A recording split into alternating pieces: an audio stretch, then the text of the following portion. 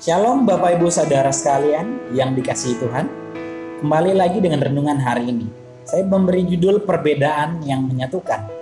Rasul Paulus dalam Roma 14 ayat 7-8 mengatakan demikian. Sebab tidak ada seorang pun di antara kita yang hidup untuk dirinya sendiri, dan tidak ada seorang pun yang mati untuk dirinya sendiri. Sebab jika kita hidup untuk Tuhan, dan jika kita mati untuk Tuhan. Jadi baik hidup atau mati, kita adalah milik Tuhan. Nah, Bapak Ibu sekalian, batu sandungan seringkali menjadi satu definisi yang cukup menggambarkan konflik sekelompok orang dengan perbedaan yang beragam. Nah, kenapa ini terjadi?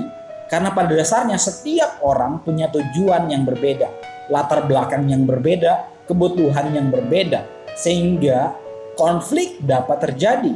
Mulai dari perbedaan ras, budaya, tingkat finansial, pekerjaan, warna kulit, bahkan makanan, itu dapat memunculkan pendapat yang beragam dan pada akhirnya menjadi batu sandungan.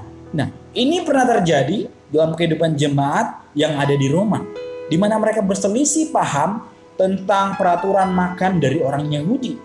Paulus menyadari bahwa hal ini penting secara budaya, tetapi ini tidak begitu esensial dalam iman pengeringan orang percaya akan Kristus.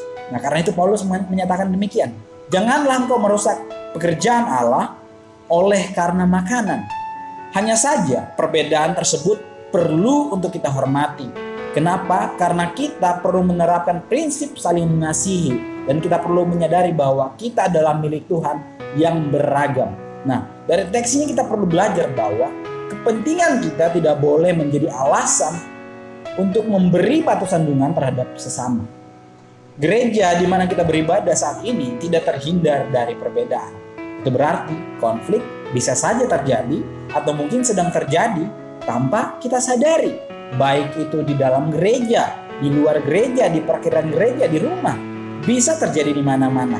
Nah, beberapa orang mungkin tersinggung karena pelayanan yang kurang maksimal atau mendapat sakit hati dari yang lain. Nah, yang perlu kita sadari, konflik tidak bisa dihindari. Nah, tapi bisa diatasi dengan pengampunan dan rekonsiliasi.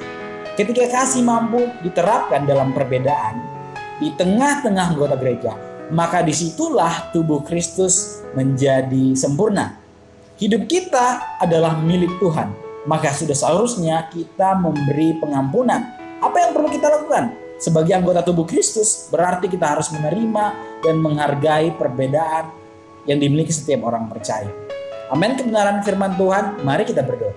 Tuhan, terima kasih buat anugerah-Mu. Kalau kami diciptakan berbeda, kami tahu Engkau punya maksud, Tuhan. Kuatkan kami, mampukan kami untuk saling melengkapi satu dengan yang lain sebagai satu tubuh. Dalam nama Tuhan Yesus kami berdoa. Amin. Tuhan Yesus memberkati.